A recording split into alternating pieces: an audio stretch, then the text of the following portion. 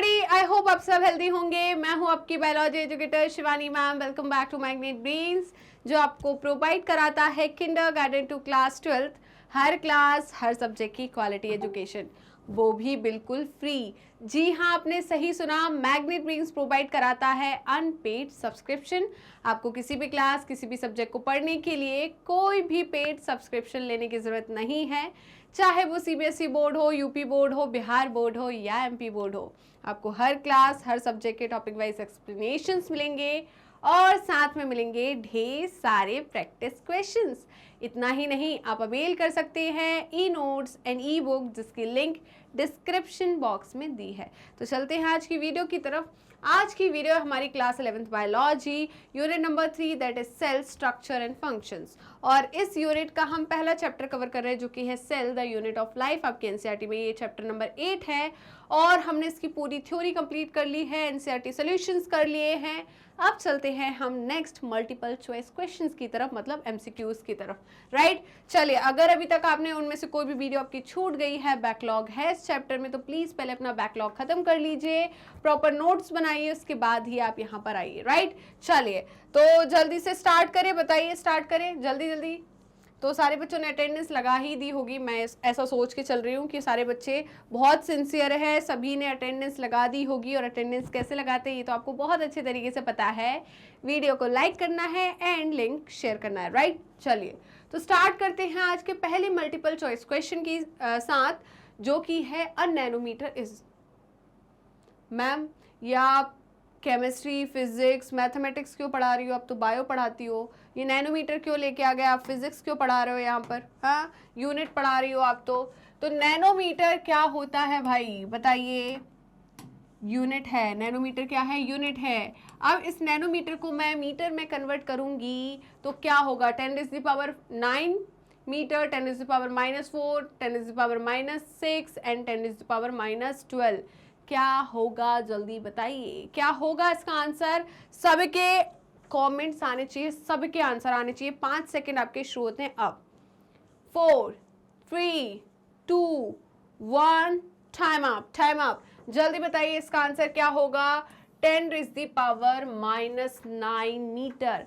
Nanometre का मतलब क्या होता है? 10⁻⁹ मीटर। क्लियर है? जल्दी बताइए। तो चलते हैं नेक्स्ट क्वेश्चन की तरफ। सभी का यही आंसर आया होगा, है ना? कोई ये नहीं बोल सकता मैम आप तो बायो, बट यहाँ पर भी हम यूनिट तो यूज करते हैं ना बायो में भी, तो यहाँ पर भी एंगस्ट्रॉम क्या आएगा हमारा, माइक्रोमीटर, नैनोमीटर, मिलीमीटर सब आएगा। ओके, चलिए तो चलते हैं नेक्स्ट क्वेश्चन की तरफ। एंड नेक्स्ट क्वेश्चन है cell divide and new cells are formed from pre existing cell. मतलब प्री एग्जिस्टिंग सेल का मतलब ओल्ड सेल, पहले वाले सेल, ओल्ड सेल से, right. This concept was given by, किस महाशय ने, किस साइंटिस्ट ने ये कॉन्सेप्ट दिया था कि नए सेल जो है वो पुराने सेल से ही फॉर्म होते हैं? पहला है मैथियस क्लेटन, दूसरा है थियोडर श्वान, एनसी है मैथियस क्लेटन एंड थियोडर श्वान, एंड डी ऑप्शन है रुडोल्फ वर्चाओ। जल्दी बताइए किसने दिया था? आपके 5 सेकंड में से अब शेष 3 सेकंड बचे हैं। 2, 1, टाइम अप, टाइम अप। चलिए, तो क्या है इसका आंसर? जल्दी बताइए। बिल्कुल बिल्कुल बिल्कुल, जो लोग 4th सोच रहे हैं वो बिल्कुल सही सोच रहे हैं, अपने आप को थम्स अप कर दीजिए, क्योंकि 4th सही आंसर है। मैथियस क्लीडन जो थे वो क्या थे? German botanist. क्या थे? German botanist.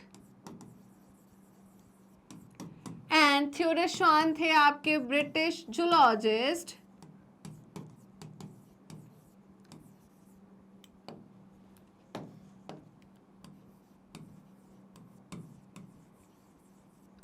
And Matthias Schleiden, Theodor Schwann ने कौन सी थ्योरी दी थी? सेल थ्योरी, ठीक है। और रुडोल्फ वर्चाओ ने दी थी कौन सी थ्योरी? जल्दी बताइए। Modified cell theory. क्या दी थी? Modified cell theory. कब दी थी? इन 1855। कब दी थी? 1855 में। और इन्होंने इस थ्योरी में बोला था, जो चीज़ कौन नहीं बता पाए थे अपनी थ्योरी में? मैथियस क्लीटन एंड थियोडर श्वान नहीं बता पाए थे। जब इनके जो कॉम्पिटिटर साइंटिस्ट थे उन्होंने पूछा था कि भाई ये बताओ कि नए सेल्स कैसे बनते हैं, तो ये नहीं बता पाए थे। कौन? मैथियस क्लीडर एंड थियोडर श्वान। तो इसी चीज़ का फ़ायदा उठाया किसने? वर्चाओ ने, रुडोल्फ वर्चाओ ने। और इन्होंने 1855 में बताया कि प्री एग्जिस्टिंग सेल से ही new cells are formed from pre-existing cell। किससे? pre-existing cell, right. और इन्होंने इनकी थ्योरी को क्या नाम दिया था, जल्दी बताइए? ओमनिस सेलुला ई सेलुला। क्या दिया था? ओमनिस सेलुला ई सेलुला, ठीक है, ओमनिस सेलुला ई सेलुला, राइट। चलिए तो जल्दी से स्क्रीनशॉट लीजिए इसका, जल्दी स्क्रीनशॉट लीजिए। चलिए, क्या स्क्रीनशॉट ले लिया आपने? नेक्स्ट एक बार चेक कर लो, हाँ बिल्कुल सही है। नेक्स्ट क्वेश्चन है question number 3 and question number 3 पूछ रहे रॉन्ग स्टेटमेंट। आपको रॉन्ग स्टेटमेंट इसमें से सिलेक्ट करना है। तो पहला स्टेटमेंट बोल रहा है कि bacterial cell wall is made up of peptidoglycan. क्या ये पॉइंट सही है? दूसरा है pili and fimbriae are mainly involved in motility of bacterial cell। Option C है cyanobacteria lack flagellated cell and option D है mycoplasma is a wall less micro organism. चलिए तो बताइए इन चारों ऑप्शन में से कौन सा स्टेटमेंट इनकरेक्ट है? जल्दी बताइए, आपके 5 सेकंड शुरू होते हैं अब। 4 3 2 1 टाइम अप। बताइए कौन सा सही है? बिल्कुल भाई, पहला वाला तो बिल्कुल सही है कि सेल वॉल जो है किससे बनी होती है? पेप्टिडोग्लाइकन से। किससे? पेप्टिडोग्लाइकन से। ये तो मैंने आपको पढ़ाया है। और जब मैंने आपको बैक्टीरिया पढ़ाया था, मैंने प्रोकैरियोटिक सेल पढ़ाया था, तो मैंने बोला था प्रोकैरियोटिक सेल में फ्लैजेला भी होते हैं, पिलाई भी होती है एंड फिम्ब्रियाई भी होती है। बट पिलाई जो है वो रिस्पॉन्सिबल नहीं है मूवमेंट या मोटिलिटी के लिए, फिम्ब्रियाई भी मूवमेंट मोटिलिटी के लिए रिस्पॉन्सिबल नहीं है, फ्लैजेला रिस्पॉन्सिबल होता है। पिलाई कॉन्जुगेशन के लिए, सेक्सुअल रिप्रोडक्शन के लिए रिस्पॉन्सिबल होती है एंड फिम्ब्रियाई जो है अटैचमेंट के लिए, होस्ट बॉडी से बैक्टीरिया को अटैच करने के लिए रिस्पॉन्सिबल है। ब्रिसल लाइक स्ट्रक्चर होते हैं और ये रिस्पॉन्सिबल है बेयर रॉक्स पे किसको? बैक्टीरिया को होल्ड करने के लिए, राइट। तो ये पॉइंट गलत हो गया और हमें चूज करना था गलत। ये सही है, साइनोबैक्टीरिया जो है ये कैसे होते हैं? नॉन मोटाइल, क्योंकि इनमें फ्लैजेला प्रेजेंट नहीं होता। ये पॉइंट भी मैंने आपको पढ़ाया है, राइट। और लास्ट है mycoplasma is wall less micro organism. बिल्कुल, इसमें सेल वॉल जो है वो क्या होती है? Absent, right. और पेनिसिलियम जो होती है, पेनिसिलिन जो होती है एंटीबायोटिक, वो किस पे काम करती है? सेल वॉल पर। तो माइकोप्लाज्मा में क्या होती है? ये पेनिसिलिन रेजिस्टेंट होता है। माइकोप्लाज्मा जो है पेनिसिलिन रेजिस्टेंट होता है। क्यों? क्योंकि इसके पास है ही नहीं, सेल वॉल ही नहीं है, तो कहाँ काम करेगी पेनिसिलिन, राइट। चलिए, ओके, इतना समझ में आया? जल्दी बताइए, इतना समझ में आया? तो ऑप्शन बी क्या है इनकरेक्ट? कितने बच्चों का ये सही था?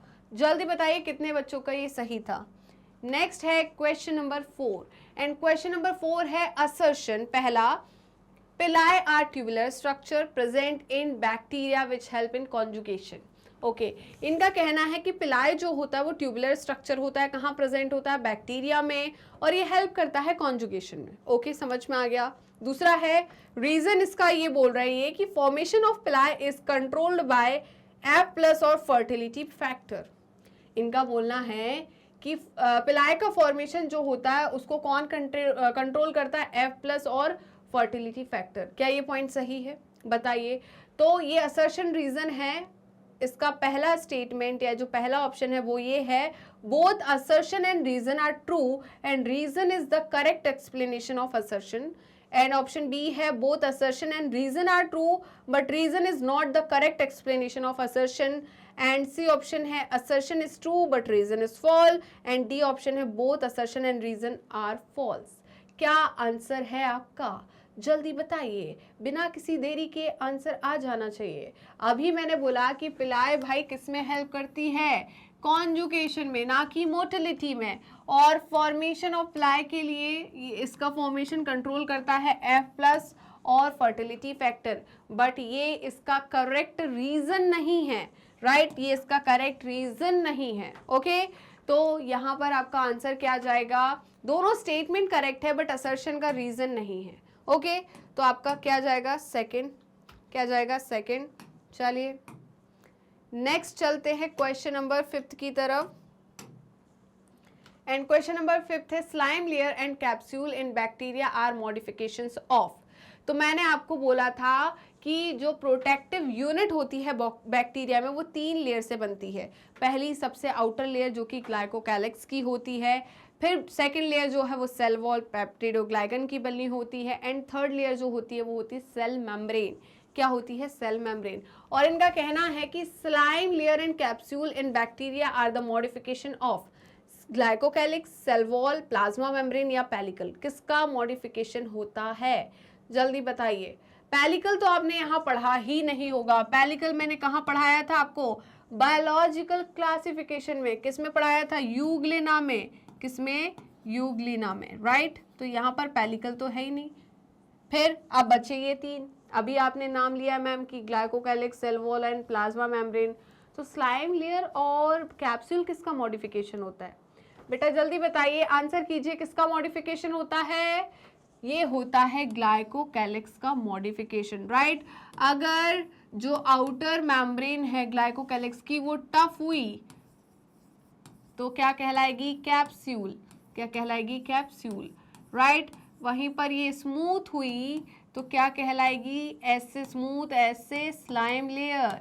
क्या कहलाएगी? Slime layer, right? तो ऑप्शन ए क्या है? Correct answer. ऑप्शन ए क्या है? Correct answer, right? चलिए एक बार चेक कर लेते हैं कितने बच्चों का यही आंसर था। जल्दी बताइए कितने बच्चों का था। नेक्स्ट है question number 6 and question number 6 है which of the following structure is not found in prokaryotic cell. Okay, इनका कहना है कि ये 4 ऑप्शन है, ठीक है? ये 4 स्ट्रक्चर है, इसमें से कौन सा स्ट्रक्चर नॉट फाउंड मतलब नहीं प्रेजेंट होता किसमें? प्रोकैरियोटिक सेल में।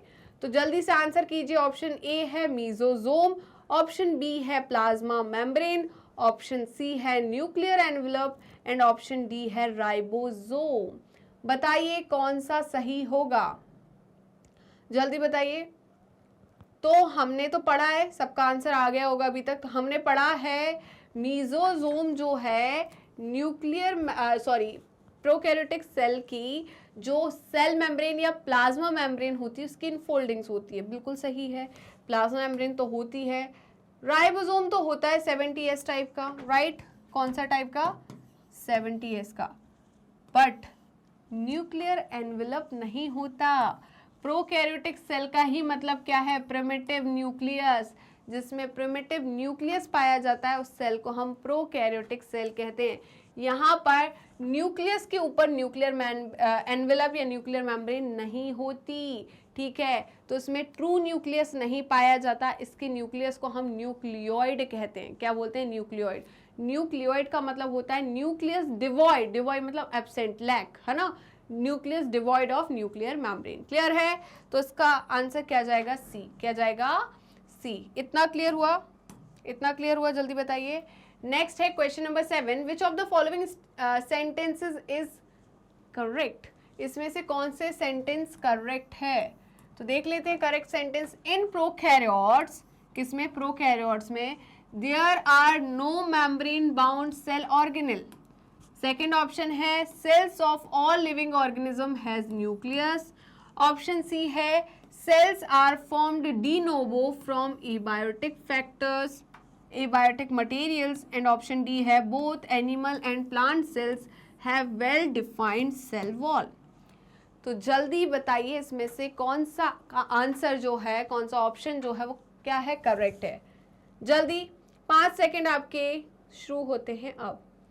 4, 3, 2, 1। पहला क्या ऑप्शन है जल्दी बताइए। In prokaryotic cell there are no membrane bound organelle, बिल्कुल सही है। प्रोकैरियोट्स में मेम्ब्रेन बाउंड ऑर्गेनेल नहीं होता। Cells of all living organism have nucleus, ना बाबा, प्रोकैरियोट में, प्रोकैरियोटिक सेल में न्यूक्लियस एब्सेंट होता है, प्रोकैरियोटिक सेल में एब्सेंट है।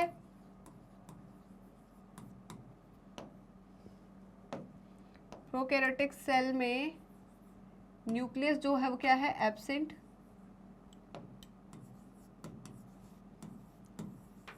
वहीं पर यूकैरियोटिक सेल में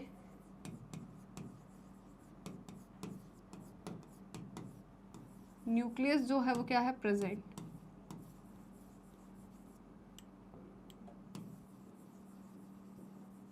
ओके, वहीं पर नेक्स्ट है cell are formed de novo from abiotic factors. मतलब क्या है यहाँ पर, सेल फॉर्म्ड डी नोवो, इसका मतलब है यहाँ पर जो डीएनए के सीक्वेंस में जो चेंज होता है, जीन के अंदर जो डीएनए के सीक्वेंस प्रेजेंट होते हैं, जो चेंज होता है वो किसकी वजह से होता है, जल्दी बताइए। Abiotic factor, right. ये क्या है, इनकरेक्ट। फिर नेक्स्ट है both animal and plant cells have well defined cell wall, बिल्कुल गलत है। प्लांट सेल में सेल वॉल होती है, एनिमल सेल में सेल वॉल नहीं होती।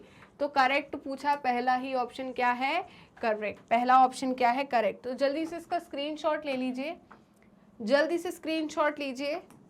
क्या आपने स्क्रीनशॉट ले लिया है?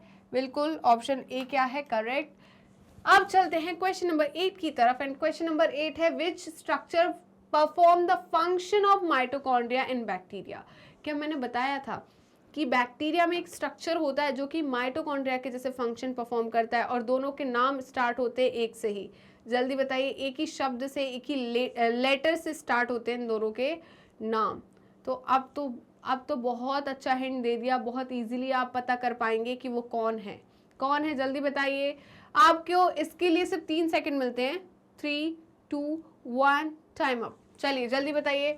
न्यूक्लियोइड नहीं, राइबोसोम नहीं, सेल वॉल नहीं, एम से माइटोकॉन्ड्रिया, एम से मीजोसोम, ठीक है। तो प्रोकैरियोटिक सेल में मीजोसोम क्या करता है, फंक्शन परफॉर्म करता है किसके जैसे, माइटोकॉन्ड्रिया के जैसे, ठीक है।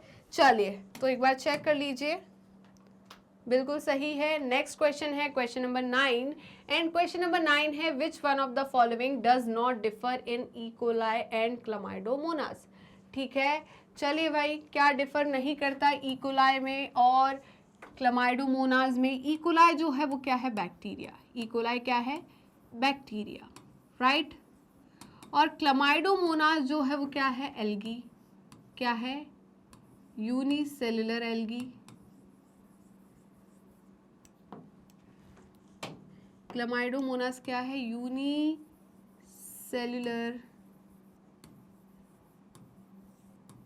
Algae, right.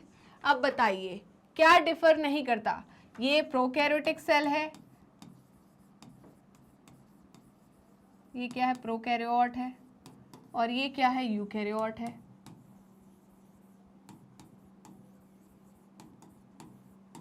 राइट। तो भाई राइबोसोम तो अलग अलग होगा, इसमें 70S टाइप का होगा और इसमें 80S टाइप का होगा, तो राइबोसोम तो अलग होंगे, ये कोई बात नहीं हुई। क्रोमोसोमल ऑर्गेनाइजेशन बिल्कुल अलग अलग होगा। कैसे अलग होगा जल्दी बताइए। इसमें कैसा होगा, सर्कुलर डबल स्ट्रैंडेड, और इसमें कैसा होगा, लीनियर होगा, तो ये भी गलत हो गया। फिर नेक्स्ट सेल वॉल की बात करूं तो दोनों में सेल वॉल तो प्रेजेंट होगी, बट इसकी पेप्टिडोग्लाइकन की बनी होती है, ये तो गलत हो गया। उसके किसकी होगी, सेल्यूलोज, हेमीसेल्यूलोज, ये भी गलत हो गया। फिर ये क्या हो गया, सेल मेम्ब्रेन। और मैंने जब आपको सेल मेम्ब्रेन पढ़ाई थी तो मैंने बोला था prokaryotic cell and eukaryotic cell दोनों की सेल मेम्ब्रेन सेम होती है, सिमिलर होती है। तो ऑप्शन डी क्या होगा, करेक्ट आंसर, क्या होगा, करेक्ट आंसर। जल्दी से स्क्रीनशॉट लो, फटाफट स्क्रीनशॉट लो। चलिए कि स्क्रीनशॉट ले लिया आपने। कितने बच्चों का करेक्ट था ये, जल्दी बताइए। नेक्स्ट है हमारा question number 10। And question number 10 है nuclear membrane is absent in. पहली बात तो किस में एब्सेंट होती है न्यूक्लियर मेम्ब्रेन, फट से आंसर आना चाहिए आपको, बिल्कुल with in a second answer आना चाहिए। न्यूक्लियर मेम्ब्रेन किस में एब्सेंट होती है, प्रोकैरियोट्स में, किसमें? प्रोकैरियोट्स में। और प्रोकैरियोट का मतलब किसमें? बैक्टीरिया में। किसमें? बैक्टीरिया में। अब देख लो यहाँ पर बैक्टीरिया कौन है। पेनिसिलियम क्या है, जल्दी बताइए। पेनिसिलियम क्या है, अगैरिकस क्या है, वॉलबॉक्स क्या है, एंड नोस्टॉक क्या है। तो अब मैंने इतना बड़ा हिंट दे दिया, अब कोई गलती नहीं होनी चाहिए, जल्दी से आंसर आने चाहिए सबके। चलिए, अगर मैं पेनिसिलियम की बात करूं तो पेनिसिलियम जो है ये क्या है? फंजाई है। क्या है? Fungi, right. कौन सी फंजाई है, कौन सी क्लास से बिलोंग करती है? एस्कोमाइसिटीज से। किससे? एस्कोमाइसिटीज से। किसके दिमाग के तार दौड़े, जल्दी बताइए, किसका दिमाग चमका? अगैरिकस जो है वो क्या था, जल्दी बताइए। अगैरिकस क्या था? अगैरिकस था हमारा फंजाई। कौन सी फंजाई थी? वेसिडियोमाइसिटीज। कौन सी थी? वेसिडियोमाइसिटीज, राइट। फिर हमने नेक्स्ट क्या पढ़ा था? वॉलवॉक्स। तो वॉलवॉक्स क्या होता है बेटा? एल्गी। क्या होती है? एल्गी। कॉलोनियल एल्गी है, कौन से उससे क्लास से बिलोंग करती है, जल्दी बताइए। मैम ये तो हमारी बिलोंग करेगी किससे? ग्रीन एल्गी से, मतलब क्लोरोफाइसी से। किससे बिलोंग करेगी? क्लोरोफाइसी से।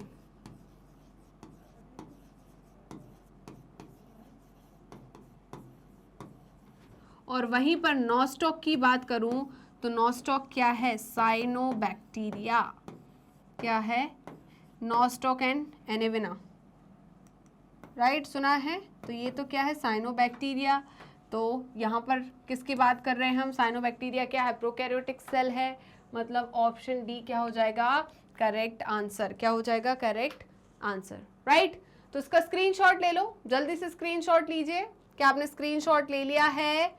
जल्दी बताइए। नेक्स्ट है question number 11, and question number 11 है which of the following statement is not correct. इसमें से 4 स्टेटमेंट्स में से कौन सा स्टेटमेंट गलत है? क्या है? गलत। तो चलिए पहला स्टेटमेंट देखते हैं। Lysosomes are formed by the process of packaging. तो लाइजोसोम जो है वो किस प्रोसेस से बनता है? पैकेजिंग से। किसकी पैकेजिंग में? In the endoplasmic reticulum. तो एंडोप्लाज्मिक रेटिकुलम में पैकेजिंग होती है, उसकी वजह से लाइजोसोम बनता है। क्या ये पॉइंट सही है? दूसरा पॉइंट है lysosome have numerous hydrolytic enzyme. इनका कहना है कि लाइजोसोम में क्या प्रेजेंट होते हैं? नंबर ऑफ हाइड्रोलिटिक एंजाइम्स होते हैं। ऑप्शन सी है hydrolytic enzymes of lysosome are active under acidic pH. इनका कहना है कि लाइजोसोम के अंदर जो एंजाइम्स होते हैं, हाइड्रोलिटिक एंजाइम्स होते हैं, वो एक्टिव रहते हैं एसिडिक पीएच पर, राइट, मतलब लेस देन 7 पीएच पर, राइट। अब नेक्स्ट है lysosomes are membrane bound structure. Next option है कि लाइजोसोम जो होते हैं वो मेम्ब्रेन बाउंड स्ट्रक्चर होते हैं। तो इसमें से हमें इनकरेक्ट चूज करना है। नॉट करेक्ट का मतलब क्या होता है? इनकरेक्ट। बताइए चारों स्टेटमेंट्स में से कौन सा स्टेटमेंट इनकरेक्ट है या नॉट करेक्ट है, जल्दी बताइए। तो जब मैंने आपको गोल्गी अपैरेटस या लाइजोसोम पढ़ाया था तो मैंने क्या बोला था कि गोल्गी अपैरेटस जो होती है उसमें अपैरेटस में पैकेजिंग के दौरान, कब? पैकेजिंग के दौरान क्या बनता है? लाइजोसोम। क्या बनता है? लाइजोसोम, जो कि ट्रांसफेज से बाहर निकलता है।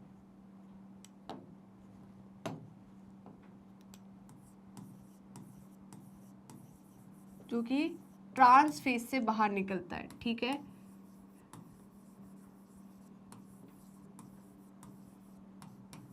एग्जिट लेता है, राइट। यही पढ़ा था हमने। दूसरा, लाइसोसोम हैव न्यूमरस हाइड्रोलिटिक, बिल्कुल, more than 40 type of, more than 40 type of hydrolytic enzyme present.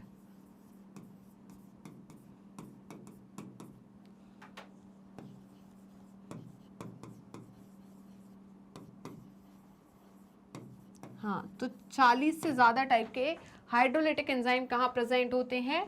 Lysosome में, राइट। अब देखिए hydrolytic enzymes of lysosome active at under acidic pH. मैंने आपको बताया था कि ये लाइसोसोम है और यहाँ पर लाइसोसोम की मेम्ब्रेन पर क्या प्रेजेंट होते हैं, प्रोटॉन चैनल्स। क्या होते हैं, प्रोटॉन चैनल्स, ठीक है।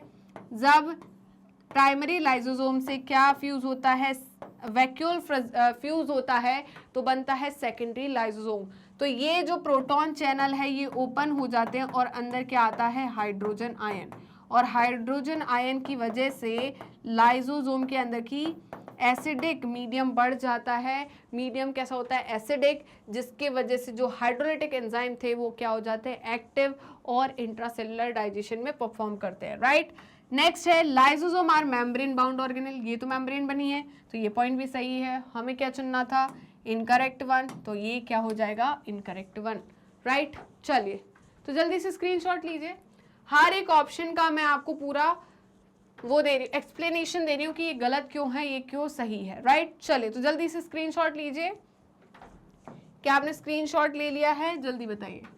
तो हाँ, पहला ऑप्शन गलत है। नेक्स्ट है question number 12 and question number 12 बोल रहा है कि विच of the following statement regarding mitochondria is incorrect. तो हमें इनकरेक्ट स्टेटमेंट को चूज करना है, तो हम कर लेते हैं।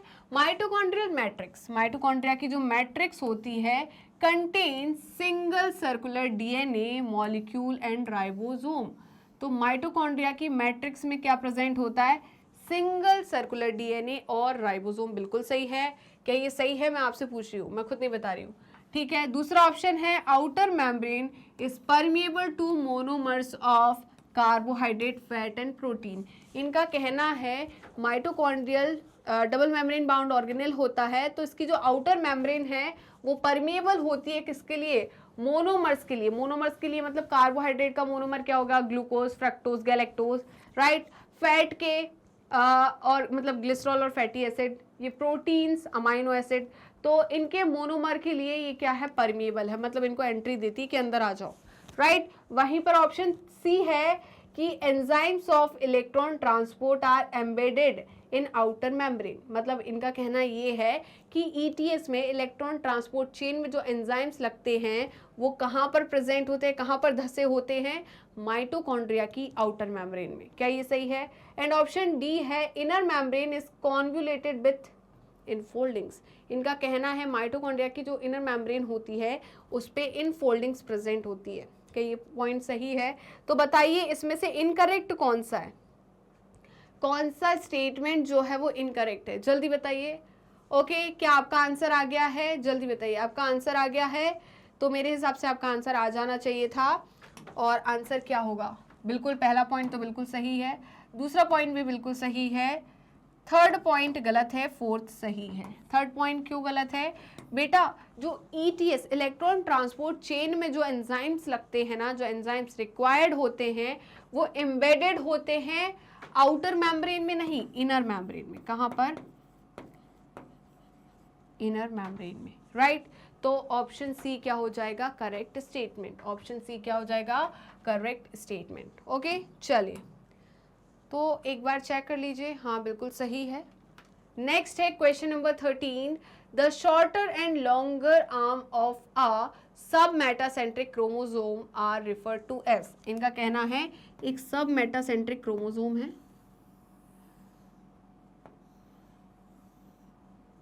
ये सब मेटासेंट्रिक क्रोमोसोम है, राइट। ये क्या है, सब मेटासेंट्रिक क्रोमोसोम। तो ये इसकी क्या हो गई, लॉन्गर आर्म,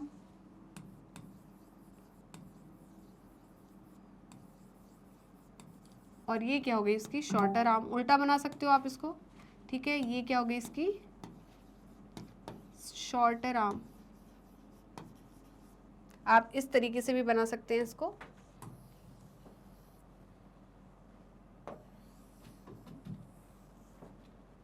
आप कैसे बना सकते हैं बताइए। चलिए इसको ऐसे घुमा भी सकते हैं आप, मैं बता देती हूँ कैसे घुमाना है। तो इसको आप कैसे बना सकते हो, इस तरीके से भी बना सकते हो। ये क्या हो गया सेंट्रोमियर, ये शॉर्टर आर्म, ये लॉन्गर आर्म, राइट। तो ये क्या हो जाएगी शॉर्टर आर्म और ये क्या हो जाएगी लॉन्गर आर्म। ये क्वेश्चन आया है बेटा नीट में, है ना, जो कि काफी बच्चों ने गलत किया था। तो जो सबमेटासेंट्रिक क्रोमोसोम होता है उसमें शॉर्टर आर्म को हम पी आर्म कहते हैं एंड लॉन्गर आर्म को हम क्यू आर्म कहते हैं। जब मैंने ये पढ़ाया था क्रोमोसोम तो मैंने वहाँ बताया था। तो इसका ऑप्शन क्या है, सी करेक्ट है। ज़्यादा मैं टाइम वेस्ट नहीं करना चाहती थी इसमें आपका, तो ये आंसर सही है। ये क्या हो जाएगी, पी आर्म। बहुत सारे बच्चों ने ये उस साल गलत किया था, राइट। और ये क्या हो जाएगा, क्यू आर्म। चलिए तो जल्दी से इसका स्क्रीनशॉट ले लीजिए, जल्दी स्क्रीनशॉट लीजिए। क्या आपने स्क्रीनशॉट ले लिया है? चलते हैं नेक्स्ट क्वेश्चन की तरफ। ओके, नेक्स्ट क्वेश्चन की तरफ। Question number 14, match the column 1 with column 2। Okay, यहाँ पर कॉलम 1 को कॉलम 2 से मैच करना है, मतलब इनकी मैच फिक्सिंग करनी है। चलिए तो मैच मेकिंग कर देते हैं। गोल्गी अपैरेटस क्या करता है, synthesis of protein, based and excretory product, formation of glycoprotein and glycolipid and digestion of biomolecule. क्या करता है? तो मैंने जब गोल्गी अपैरेटस पढ़ाया था तो मैंने क्या बोला था कि गोल्गी अपैरेटस क्या करता है, इसका फंक्शन क्या है, formation of glycoprotein and glycolipid. आपकी एनसीईआरटी में भी ये पॉइंट लिखा है, मैंने आपको पढ़ के बताया था, राइट। नेक्स्ट पॉइंट है लाइसोसोम्स। तो लाइसोसोम्स क्या करते हैं, synthesis of protein, waste and excretory product, नहीं, डाइजेस्टिंग बायोमोलिक्यूल्स। तो ये क्या करता है, बायोमोलिक्यूल का डाइजेशन करता है, राइट। तो और सी ऑप्शन है वैक्यूल्स। वैक्यूल क्या करता है भाई, फॉर्मेशन, नहीं, trap waste and excretory products. And D option है राइबोसोम, किसकी सिंथेसिस करता है, प्रोटीन की। तो मुझे नहीं लगता मुझे आपको ये 5 सेकंड देने की जरूरत थी इसमें, आपने तो फटाफट बता दिया होगा। चलिए तो आपका क्या बनता है, क्या होता है 3, फिर क्या है आपका 4, 3 2 4, 3 4 2 1, है ना, 3 4 2 1। तो एक बार चेक कर लेते हैं 3 4 2 1 कहीं है, 3 4 2 1 पहला ही ऑप्शन दिख रहा है मुझे, तो 3 4 2 1 पहला ही ऑप्शन है, 3 4 2 1। एक बार देख लेते हैं। चलिए हाँ बिल्कुल सही, फर्स्ट ऑप्शन ही क्या है, करेक्ट, राइट। नेक्स्ट है क्वेश्चन 15, मैच द फॉलोइंग। तो कॉलम 1 एंड कॉलम 2 दिया है आपको, यहाँ पर मैच द फॉलोइंग खेलना है। तो हम देखते हैं प्रोटीन। चलिए पहले आप बताओ जल्दी जल्दी, है ना, अभी हमने लास्ट क्वेश्चन किया है उसी के जैसा है ये। तो चलिए 5 4 3 2 1। अब ये मत बोला मैम आप इसके ऑप्शंस भी तो दिखाओ, डायरेक्ट ऑप्शन बना सकते हो, इसमें ऑप्शन देखने की जरूरत ही नहीं पड़ेगी। तो प्रोटीन जो है वो कहाँ बनता है, रफ एंडोप्लाज्मिक रेटिकुलम में, ठीक है, क्योंकि वहां पर राइबोसोम अटैच रहते हैं और राइबोसोम क्या करते हैं, प्रोटीन सिंथेसिस। वहीं पर लिपिड, लिपिड को कौन बनाता है, एससीआर मेन साइट है किसके लिए, लिपिड सिंथेसिस के लिए। वहीं पर गोल्गी बॉडी या गोल्जी बॉडी जो है वो क्या बनाती है, ग्लाइकोप्रोटीन, सी ऑप्शन। और हाइड्रोलिटिक एंजाइम किस में प्रेजेंट होते हैं, लाइसोसोम में, ठीक है। तो 4 1 2 3, 4 1 2 3, क्या आपका भी यही आया है, मेरा तो यही आया है 4 1 2 3, 4 1 2 3 4 1 3, हाँ। तो ऑप्शन सी जो है वो क्या हो जाएगा, करेक्ट आंसर 4 1 2 3। चलिए एक बार चेक कर लेते हैं, जी बिल्कुल यही आंसर है हमारा भी। नेक्स्ट है question number 16 and question number 16 बोल रहा है which of the following is true for nucleolus. अच्छा, तो यहाँ पर इन्होंने बोला है कि न्यूक्लियोलस के लिए इन स्टेटमेंट्स में से कौन सा स्टेटमेंट करेक्ट है। चलिए तो आपके 5 सेकंड शुरू होते हैं अब। पहला ऑप्शन है larger nucleoli are present in dividing cell, it is the membrane bound structure, it takes part in spindle fiber formation and it is a site for active ribosomal RNA synthesis। चलिए तो बहुत आसानी से आपने इसका answer लगा दिया होगा क्योंकि मैंने ये पॉइंट लिखवाए हैं आपको। जल्दी बताइए, जल्दी बताइए। गलत, गलत, मेम्ब्रेन बाउंड नहीं होता, मेम्ब्रेन लेस होता है, ये भी गलत, ये भी गलत। इसके लिए तो कौन रिस्पॉन्सिबल होता है, सेंट्रियोल, ना कि न्यूक्लियोलस। बट मैंने लिखाया था आरएनए की सिंथेसिस के लिए कौन रिस्पॉन्सिबल है, जल्दी बताइए, न्यूक्लियोलस। कौन रिस्पॉन्सिबल होता है, न्यूक्लियोलस। कितने बच्चों का सही आंसर था, सच्ची सच्ची बताना, झूठ झूठ नहीं खेलना है, राइट। चलिए तो आंसर डी होगा, क्या होगा आंसर, डी। चलते हैं नेक्स्ट क्वेश्चन की तरफ। नेक्स्ट क्वेश्चन है question number 17 and question number 17 है the Golgi complex participate in? अच्छा, गोल्जी कॉम्प्लेक्स का क्या फंक्शन है, किसमें पार्टिसिपेट करते हैं वो? चलिए, तो पहला ऑप्शन है फैटी एसिड के ब्रेकडाउन में, या फॉर्मेशन ऑफ सिक्रीटरी वेसिकल, या रेस्पिरेशन इन बैक्टीरिया, या एक्टिवेशन ऑफ अमाइनो एसिड। किसमें हेल्प करता है? जल्दी बताइए क्या होगा आपका आंसर, जल्दी बताइए क्या आंसर होगा, जल्दी जल्दी जल्दी। तो फैटी एसिड के ब्रेकडाउन के लिए तो कौन रिस्पॉन्सिबल होता है? Peroxisome and glyoxysome. Formation of secretory vesicle, respiration in bacteria, mesosome, activation of amino acid, यहाँ आप सोच सकते हैं, and formation of secretory vesicle, यहाँ पर भी आप सोच सकते हैं, राइट। तो देखिए बेटा, दो प्रकार के जब यहाँ पर मॉडिफिकेशन होता है प्रोटीन्स में, कहाँ पर? गोल्जी अपैरेटस के अंदर। तो वो क्या करता है, वो प्रोटीन्स को पैक करता है। दो वेसिकल होते हैं, एक स्टोरेज वेसिकल होता है, एक सिक्रीटरी वेसिकल होता है। तो अगर तुरंत उस प्रोटीन की ज़रूरत है तो वो सिक्रीटरी वेसिकल में भर के उसको पहुंचा देता है आगे। अगर उसको बाद में ज़रूरत है, उस प्रोटीन की बाद में ज़रूरत है, तो उसको वो स्टोरेज वेसिकल में स्टोर कर देता है, राइट। तो फॉर्मेशन ऑफ सिक्रीटरी वेसिकल जो होगा वो क्या हो जाएगा? Correct answer. क्या हो जाएगा? Correct answer. देख लेते हैं एक बार। हाँ, बिल्कुल सही है, ठीक है। चलिए, नेक्स्ट है question number 18। Which of the following events does not occur in rough endoplasmic reticulum? तो रफ एंडोप्लाज्मिक रेटिकुलम के मैंने आपको पॉइंट्स लिखवाए थे, तो यहाँ पर बताइए कौन सा पॉइंट नहीं है रफ एंडोप्लाज्मिक रेटिकुलम के लिए सही। चलिए, ऑप्शन ए है प्रोटीन फोल्डिंग, ऑप्शन बी है protein glycosylation, and option C है cleavage of signal peptide, and option D है फॉस्फोलिपिड सिंथेसिस। जल्दी बताइए कौन सा ऑप्शन क्या है, इनकरेक्ट है, कौन सा ऑप्शन सही नहीं है?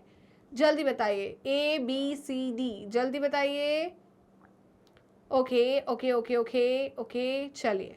तो प्रोटीन फोल्डिंग बिल्कुल, प्रोटीन ग्लाइकोसाइलेशन बिल्कुल, क्लीवेज ऑफ सिंगल पेप्टाइड बिल्कुल, बट फॉस्फोलिपिड सिंथेसिस का इवेंट जो है वो कहाँ नहीं होता?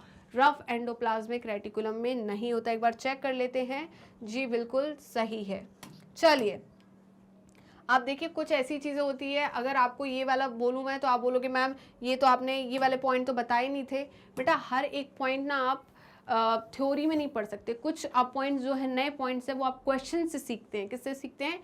क्वेश्चन से। इसलिए मैंने इसको क्वेश्चन में, अगर मैं इतना लेवल पे पढ़ा देती ना तो आप बोलते मैम आप तो आउट ऑफ एनसीईआरटी जा रहे हो, आप तो नीट से बियॉन्ड जा रहे हो। तो ऐसा नहीं होता। तो कुछ क्वेश्चन जो होते हैं जिसको आप किसके थ्रू सीखते हैं? क्वेश्चंस के थ्रू, राइट। चले, नेक्स्ट है question number 19, the incorrect match. आपको इनकरेक्ट मैच को चूज करना है। तो लैम्ब ब्रश क्रोमोसोम जो होते हैं वो डिप्लोटीन बाइवैलेंट्स, ओके। एलोसोम्स को हम सेक्स क्रोमोसोम, बिल्कुल। सबमेटासेंट्रिक क्रोमोसोम एल शेप के होते हैं, बिल्कुल। पॉलीडीन क्रोमोसोम जो है oocytes ऑफ एम्फीबियन, ना बाबा, ये प्रेजेंट होते हैं सलाइवरी ग्लैंड में। किसके? सलाइवरी ग्लैंड्स ऑफ इंसेक्ट, ठीक है। तो ऑप्शन डी जो है वो क्या होगा? इनकरेक्ट। क्या होगा? Option D incorrect, right. ये आपका ये क्वेश्चन जो है ये कनेक्ट है कहाँ से? 12th क्लास से। कहाँ से? 12th क्लास से। 12th क्लास में आपका चैप्टर है कौन सा? जल्दी बताइए। जेनेटिक्स में। तो वहाँ से ये कनेक्ट है, जेनेटिक्स में पढ़ते हैं हम ये चीज़, राइट। चलिए, क्वेश्चन नंबर 20 है सेल्यूलोज इज सिंथेसिस। इवन हम इससे आगे वाले चैप्टर में भी पढ़ेंगे। आगे वाला चैप्टर है ना सेल डिवीजन, उस सेल डिवीजन में पढ़ाऊंगी मैं, राइट। तो याद रखना ये, फिर मैं वहां पर डिस्कस करूंगी आपके साथ। Cellulose is synthesised by rough endoplasmic reticulum, smooth endoplasmic reticulum, plasma membrane या माइटोकॉन्ड्रिया। सेल्यूलोज की सिंथेसिस कौन करता है? जल्दी बताइए। आपके 5 सेकेंड शुरू होते हैं अब। 3, 2,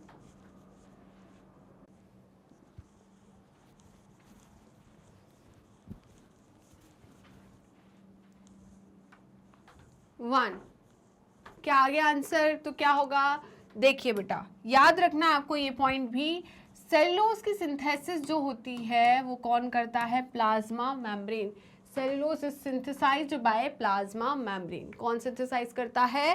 प्लाज्मा मेम्ब्रेन। तो एक बार चेक कर लीजिए कि सही है, बिल्कुल सही है। चलिए नेक्स्ट है question number 21 and question number 21 है what is the function of ribosome. तो राइबोसोम का क्या फंक्शन होता है बेटा, जल्दी बताइए। पहला है सिंथेसिस प्रोटीन फॉर ट्रांसपोर्ट, ठीक है, ये क्या है? Synthesis protein for transport. Option B है complexing of protein and lipid to form lipoprotein.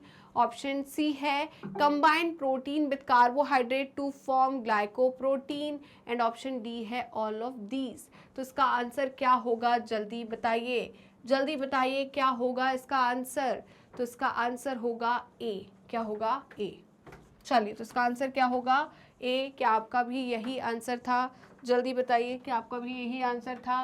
Okay चलिए नेक्स्ट है, बाकी बच्चों ने ऑल ऑफ दीज लगाया होगा कि यार तीनों ऑप्शन है, एक ऑप्शन ऑल ऑफ दीज है, तो क्यों ना तुक्का लगा दिया जाए ऑल ऑफ दीज पे, राइट। चलिए तो नेक्स्ट क्वेश्चन है given below are cell organelles. Okay, lysosome cell organelle है, सेंट्रियोल सेल ऑर्गेनेल है, स्फेरोसोम एंड ल्यूकोप्लास्ट, ये सारे सेल ऑर्गेनेल है and their function select the incorrect match. तो यहाँ पर ऑर्गेनेल दिए हैं और सामने उनके फंक्शंस दिए हैं, तो आपको चूज करना है कि इनमें से कौन से ऑर्गेनेल का फंक्शन सही नहीं दिया गया है। ओके, तो आपके 5 सेकंड शुरू होते हैं अब, जल्दी कीजिए। लाइसोसोम फैगोसाइटोसिस शो करता है, centriole spindle fibre formation, spherosome storage and synthesis of fat and option D है ल्यूकोप्लास्ट फोटोसिंथेसिस। बहुत बहुत इजी पीजी क्वेश्चन है, आई थिंक अभी तक सभी का आंसर आ गया होगा, राइट। चलिए तो क्या होगा, बिल्कुल लाइसोसोम जो है वो फैगोसाइटोसिस शो करता है, इसे हम और क्या कहते हैं, सुसाइडल बैग। क्या कहते हैं? Suicidal bag. क्यों कहते हैं सुसाइडल बैग? क्यों? क्योंकि जब सेल डैमेज हो जाता है तो ये लाइसोसोम बस्ट करता है और रिलीज करता है हाइड्रोलिटिक एंजाइम। कहाँ पर? साइटोप्लाज्म में। और साइटोप्लाज्म में ये हाइड्रोलिटिक एंजाइम जो होते हैं उस सेल को डाइजेस्ट कर जाते हैं, राइट। मतलब फैगोसाइटोसिस शो करता है, बिल्कुल सही है। और मैंने बताया था सेंट्रियोल जो है वो क्या करता है, स्पिंडल फाइबर फॉर्मेशन करता है। जब मैंने सेंट्रियोल पढ़ाया था, इवन एनसीईआरटी सॉल्यूशन में भी बताया था मैंने ये चीज़ कि स्पिंडल फाइबर फॉर्मेशन कौन करता है, सेंट्रियोल। कैसे करता है?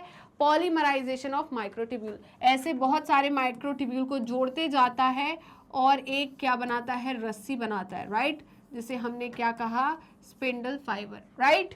नेक्स्ट है स्फेरोसोम। तो मैंने स्फेरोसोम जब माइक्रोबॉडीज में आपको पढ़ाया था तो मैंने लिखवाया था वहां पर, इसका फंक्शन क्या होता है, storage and synthesis of fat. मतलब ये ऑप्शन भी सही हो गया। बट ल्यूकोप्लास्ट जो है वो क्या है, टाइप ऑफ प्लास्टिड है, राइट। और ल्यूकोप्लास्ट के अंदर मैंने पढ़ाए थे आपको 3, कौन कौन से, जल्दी बताइए। अमाइलोप्लास्ट,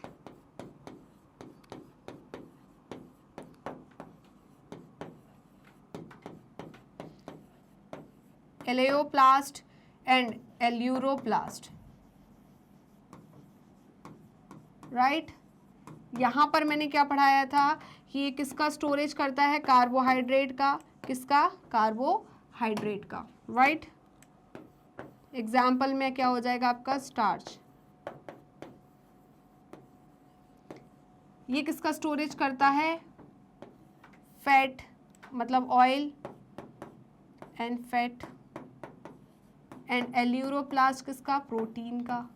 बट यहाँ पर तो बोल रहे हैं कि ये फोटोसिंथेसिस करता है। फोटोसिंथेसिस तो कौन करता है, क्लोरोप्लास्ट। कौन करता है, क्लोरोप्लास्ट। तो ये तो क्या हो गया बाबा, गलत। ये तो क्या हो गया, रॉन्ग, ठीक है।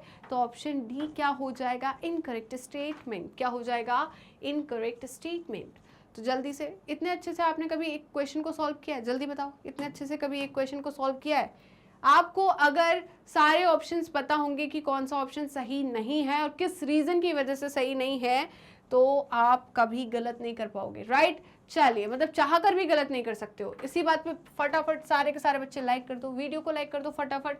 चलिए नेक्स्ट है question number 23, given below is the diagram of animal cell. Okay, Select option giving correct identification of label X and Y respectively. Okay, यहाँ पर हमें एक एनिमल सेल का डायग्राम दिया है, किसका है ये? एनिमल सेल का, राइट? और हमें X और Y बताना है, ठीक है? तो भाई मेरे को X सही बताऊँ ना, तो मुझे क्या लग रही है? विलाइस लग रही है, माइक्रोविलाइस, है ना? कहीं माइक्रोविलाई या विलाई दिया है क्या? हाँ बिल्कुल दिया है। और Y जो है मुझे दिख रही है गोल्जी अपैरेटस। गोल्जी अपैरेटस कहीं दिख रहा है क्या? एक्स स्मूथ एंडोप्लाज्मिक रेटिकुलम, बिल्कुल गलत है ये तो। फिर क्या है? X microvilli and Y Golgi apparatus, बिल्कुल बी ऑप्शन ही सही है। एंडोप्लाज्मिक रेटिकुलम तो कौन सा है? ये वाला है।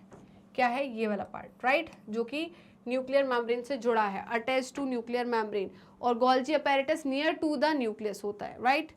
ये भी गलत हो गया, तो ऑप्शन बी जो है वो क्या हो जाएगा? Correct answer. क्या हो जाएगा? Correct answer. ओके, चलिए नेक्स्ट क्वेश्चन नंबर 24 है, which of the following cell organelles is responsible for extracting energy from carbohydrate to form ATP? क्या हमने कुछ हिंट देती हूँ, क्या हमने किसी को power house of the cell बोला था?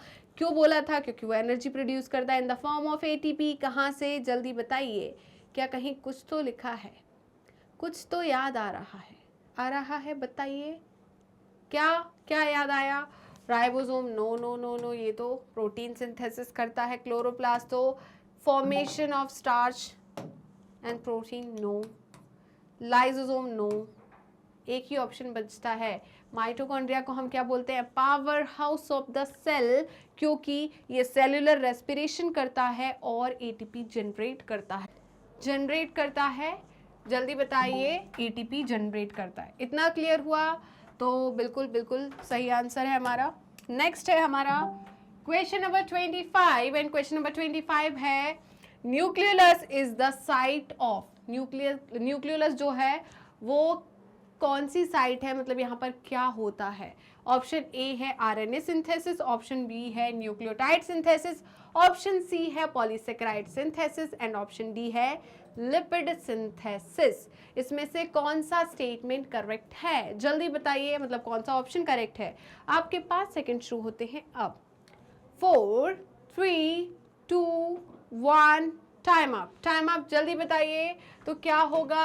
आरएनए सिंथेसिस, और स्पेशली आरएनए सिंथेसिस।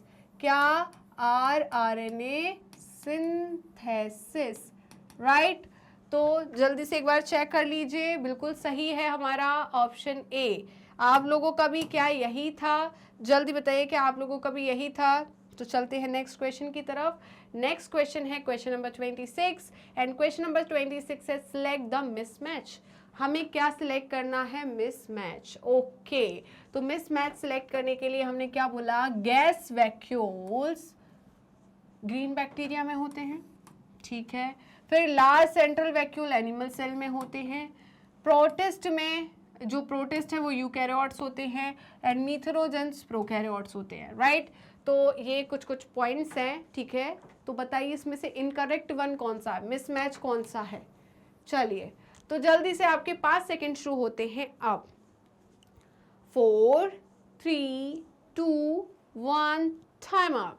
चलिए जल्दी बताइए कौन सा होगा बताइए भाई। गैस वैक्यूल बिल्कुल बैक्टीरिया में होते हैं, प्रोकैरियोट्स में होते हैं। Large central vacuole animal cell में नहीं होता, किस में होता है? प्लांट सेल में। किस में होता है? प्लांट सेल में। चलिए, तो ऑप्शन बी ही गलत हो गया। प्रोटिस्ट यूकैरियोट है, यूनिसेलुलर यूकैरियोट है प्रोटिस्ट। और मीथेनोजेंस क्या होते हैं? जल्दी बताइए। आर्की बैक्टीरिया जो कि प्रोकैरियोट्स हैं। क्या है? प्रोकैरियोट्स हैं। तो एक बार चेक कर लीजिए, हाँ बिल्कुल सही है। चलते हैं क्वेश्चन नंबर 27 की तरफ एंड क्वेश्चन नंबर 27 है water soluble pigments found in the plant cell vacuole are.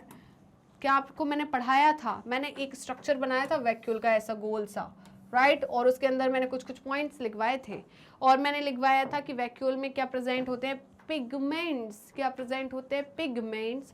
और नाम लिखवाया था उस पिगमेंट का जो कि वाटर सॉल्युबल था। जल्दी बताइए वो पिगमेंट कौन सा था? ऑप्शन ए है कैरोटेनॉइड्स, ऑप्शन बी है एंथोसायनिन, ऑप्शन सी है ज़ैंथोफिल एंड ऑप्शन डी है क्लोरोफिल्स। जल्दी बताइए, आपके 5 सेकंड शुरू होते हैं अब।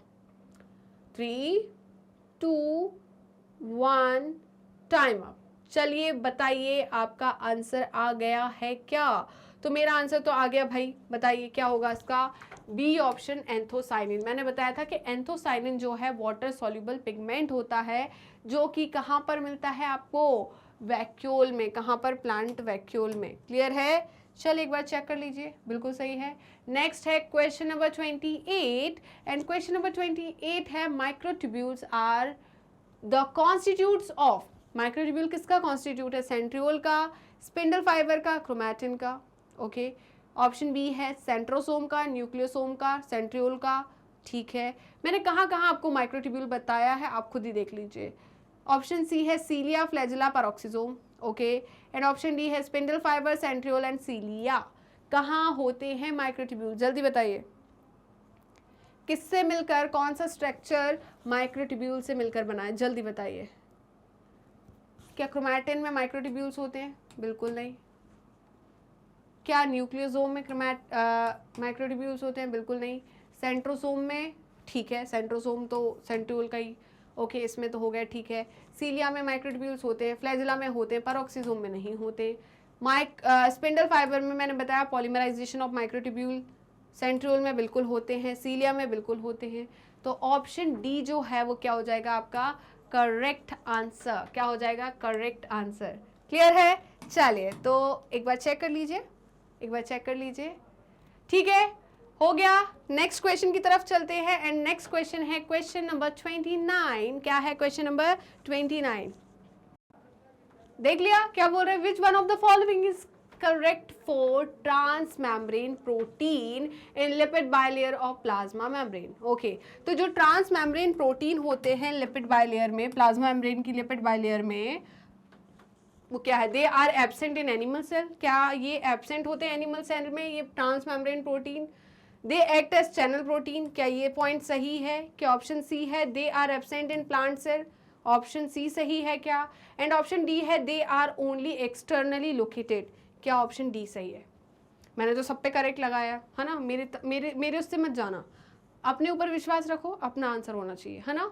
कोई कुछ भी बोले, अगर उसमें ऐसे चल रहा होगा ना कमेंट में ए, तो आपको ए नहीं बोलना है, आपको जो सही लग रहा है वही बोलो। करेक्ट पूछा है, पहले तो इसको सर्कल करो, क्या पूछा है? करेक्ट। तो क्या आंसर होगा? जल्दी बताओ, क्या आंसर होगा? ऑप्शन ए है they are absent in animal cell, option B है they act as channel protein, option C है they are absent in plant cell and option D है they are only externally located. तो बताइए क्या option सही होगा? चलिए, तो मेरे हिसाब से तो भाई पहला ऑप्शन गलत है, एब्सेंट नहीं होता। एनिमल सेल और प्लांट सेल में प्लाज्मा मेम्ब्रेन में कोई डिफरेंस नहीं होता, तो ये तो गलत। फिर they act as channel protein, बिल्कुल सही है। मैंने बोला था ना कि लिपिड बाइलेयर की जो मेम्ब्रेन होती है वो नॉन पोलर होती है और ये पोलर प्रोटीन्स को पास नहीं करने देती, तो फिर चैनल प्रोटीन बोलते हैं। डोंट वरी पोलर मॉलिक्यूल, आप टेंशन मत लो, हम आपके पास हैं, हम आपकी हेल्प करेंगे। तो जो पोलर मॉलिक्यूल्स होते हैं, जो बिग मॉलिक्यूल्स होते हैं, वही इन चैनल प्रोटीन के थ्रू पास करते हैं किसको? लिपिड बाइलेयर को, राइट। तो ऑप्शन बी सही है। यहाँ पर प्लांट सेल में एब्सेंट नहीं होता। कुछ भी बोल रहे हैं, ये तो गलत बात है, ऐसे नहीं बोलना चाहिए। एंड ये बोल रहे हैं they are only externally located, बिल्कुल गलत है। पेरीफेरल और इंटीग्रल दोनों होते हैं, ये पेरीफेरल भी होते हैं और इंटीग्रल भी होते हैं, पढ़ाया है मैंने आपको, ठीक है। तो ये तो गलत हो गया, ये भी गलत हो गया और ये भी गलत हो गया, राइट। तो ऑप्शन बी क्या हो जाएगा? Correct statement. हाँ बिल्कुल सही है। चले नेक्स्ट की तरफ। नेक्स्ट क्वेश्चन है question number 30 and question number 30 है, यहाँ पर हमें क्या करना है? Which of these is wrongly match. तो हमें यहाँ पर से गलत को हटाना है, गलत को मतलब टिक करना है। तो 70S राइबोसोम जो होता है प्रोकैरियोट्स में होता है, क्या ये पॉइंट सही है? 80S राइबोसोम यूकैरियोट्स में होता है, क्या पॉइंट सही है? ऑप्शन सी है एक्सोनिम जो है वो सीलिया में होता है, क्या पॉइंट सही है? सेंट्रोमेयर सेंट्रोसोम में होता है, क्या पॉइंट सही है? एंड ऑप्शन डी है थाइलाकॉइड क्लोरोप्लास्ट में होता है। चलिए जल्दी बताइए इसमें से कौन सा पॉइंट आपको गलत मैचिंग में लग रहा है? मेरे हिसाब से ऑप्शन 1 तो बिल्कुल करेक्ट है। आपका आ गया आंसर? आ गया आंसर कर दिया आपने? जल्दी बताइए। ऑप्शन बी, मेरे आंसर के बाद किसी का आंसर नहीं आना चाहिए, सब पहले ही लगा लो अभी। चलो ऑप्शन बी करेक्ट है, ऑप्शन सी भी करेक्ट है, बट ऑप्शन डी गलत हो गया। ऑप्शन डी गलत हो गया। ये तो देखो थाइलाकॉइड जो है क्लोरोप्लास्ट में तो प्रेजेंट होता है, बट सेंट्रोमेयर क्या है भाई? सेंट्रोमेयर प्राइमरी कॉन्स्ट्रिक्शन है क्रोमोसोम पर, और सेंट्रोसोम तो क्या है? एक ऑर्गेनेल है किसमें? प्लांट सेल में, जिसके अंदर सेंट्रियोल होता है जो कि सेल डिवीजन में हेल्प करता है। दो बहुत अलग अलग पॉइंट है, बहुत अलग पॉइंट है। चलो तो मेरे हिसाब से तो डी आंसर गलत है, ठीक है। डी मतलब ऑप्शन क्या है? Incorrect, wrongly match. चलिए तो इतना ही था क्या आपका? जल्दी बताइए कितने बच्चों के 30 में से 30 सही हुए, और कितने बच्चे की मतलब फर्स्ट सेकंड थर्ड रैंक किसकी है वो नंबर के हिसाब से बता दो कि किसके 30 में से 30 सही है, 29 में से 29, 28 में से 28, कितने लोगों की सही है? सब कमेंट करना, मुझे देखना है कि आपने कितना इम्प्रूव किया है। ओके चले, आई होप आज की वीडियो आपको अच्छी लगी होगी, हर एक क्वेश्चन अच्छे से समझ में आया होगा, कुछ कॉन्सेप्ट्स आपके बहुत अच्छे से क्लियर हो गए होंगे, कुछ कॉन्सेप्ट आपको थोड़े हायर लेवल पे समझ में आए होंगे, क्योंकि मैंने जैसे बोला था कि कुछ टॉपिक्स के पॉइंट्स को हम क्वेश्चंस के थ्रू सीखते हैं, इसलिए क्वेश्चन लगाना बहुत ज़रूरी है, राइट। तो आई होप आज की वीडियो आपको अच्छी लगी होगी। वीडियो अच्छी लगी तो लाइक कीजिए, शेयर कीजिए, सब्सक्राइब कीजिए एंड कमेंट करना बिल्कुल मत भूलेगा। तो आप हमें यूट्यूब चैनल पे तो ऑलरेडी फॉलो कर रहे होंगे, ऐसा मैं सोच रही हूँ, और अगर अभी तक आपने यूट्यूब चैनल को सब्सक्राइब नहीं किया है तो प्लीज़ फटाफट पहले यूट्यूब चैनल को सब्सक्राइब कर दीजिए एंड बेल आइकन को क्लिक कर दीजिए, जिससे आपको डेली नोटिफिकेशन मिलता रहे और आप डेली बेसिस पर recorded videos and live session attend कर सकें। इसके अलावा आप हमें फॉलो कर सकते हैं हमारे पेज पर। हमारे पेज को फॉलो करने के लिए आपको क्या करना होगा? सिंपली गूगल पे या क्रोम पर जाना होगा, वहाँ टाइप करना होगा मैग्नेट ब्रेन्स। जैसे ही आप मैग्नेट ब्रेन्स टाइप करोगे तो आपको इस टाइप का एक पेज ओपन होगा, एंड इस पेज में kindergarten to class 12th class तक की कंप्लीट कोर्स की प्लेलिस्ट अवेलेबल रहेगी। Specially 11th and 12th class के लिए यहाँ पर आपको स्ट्रीम वाइज प्लेलिस्ट अवेलेबल होगी, जैसे कि science stream, commerce stream, humanity stream. तो यहाँ पर स्ट्रीम वाइज आपको कंप्लीट कोर्स की प्लेलिस्ट अवेलेबल होगी, और इस प्लेलिस्ट में हर एक चैप्टर के अंदर इंक्लूड रहेगा आपका पूरा एनसीईआरटी की theory, advance theory, NCERT solution, MCQs, MIQs, one shot revision, quick revision and daily practice question. इन सब के थ्रू आप अपने हर एक चैप्टर को काफ़ी स्ट्रॉन्ग एंड अपनी स्टडी को काफ़ी स्मार्ट बनाने वाले हैं। इसके अलावा आप हमें फॉलो कर सकते हैं हमारी ऑफिशियल वेबसाइट पर, दैट इज www.magnetbrains.com, और आप हमसे जुड़ सकते हैं हमारे सोशल मीडिया हैंडल्स के थ्रू, जैसे कि Facebook, Instagram, Twitter, Telegram and WhatsApp. आप अवेल कर सकते हैं e notes and E book, जिसकी लिंक डिस्क्रिप्शन बॉक्स में दी है। तो चलते हैं मैग्नेट ब्रेन्स के टॉप कोर्सेज की तरफ। उससे पहले जान लीजिए मैग्नेट ब्रेन्स के 2 चैनल है, Hindi medium channel and English medium channel. Hindi medium channel पे सारे कोर्सेज आपको हिंदी में अवेलेबल रहेंगे, वहीं पर इंग्लिश मीडियम चैनल पे सारे कोर्सेज आपको इंग्लिश में अवेलेबल रहेंगे। अब बात आती है इन दोनों चैनल पे कौन कौन से कोर्सेज अवेलेबल है। तो यहाँ पर आपको सीबीएसई बोर्ड की तैयारी कराई जाती है। किसकी? सीबीएसई बोर्ड की। क्या सिर्फ सीबीएसई बोर्ड की तैयारी कराई जाती है? क्या स्टेट बोर्ड्स वाले बच्चों के लिए मैग्नेट ब्रेन्स का प्लेटफॉर्म नहीं है? क्या स्टेट बोर्ड्स वाले बच्चे मैग्नेट ब्रेन्स से फ्री एजुकेशन नहीं ले सकते? तो ऐसा बिल्कुल नहीं है, क्योंकि मैग्नेट ब्रेन्स सीबीएसई बोर्ड के साथ इंक्लूड करता है स्टेट बोर्ड को भी, जैसे कि Delhi board, Bihar board, UP board, MP board, Rajasthan board. इसके साथ ही वैदिक maths crash course and spoken English. ये सारे के सारे टॉप कोर्सेज मैग्नेट ब्रेन्स आपको हाई क्वालिटी एजुकेशन के साथ 100% फ्री में प्रोवाइड कराता है। जी हाँ, आपने सही सुना, और मैंने यही कहा, मैग्नेट ब्रेन्स प्रोवाइड कराता है अनपेड सब्सक्रिप्शन। तो जुड़े रहिए मुझसे और मैग्नेट ब्रेन्स से। मिलते हैं नेक्स्ट वीडियो में, तब तक के लिए बाय बाय।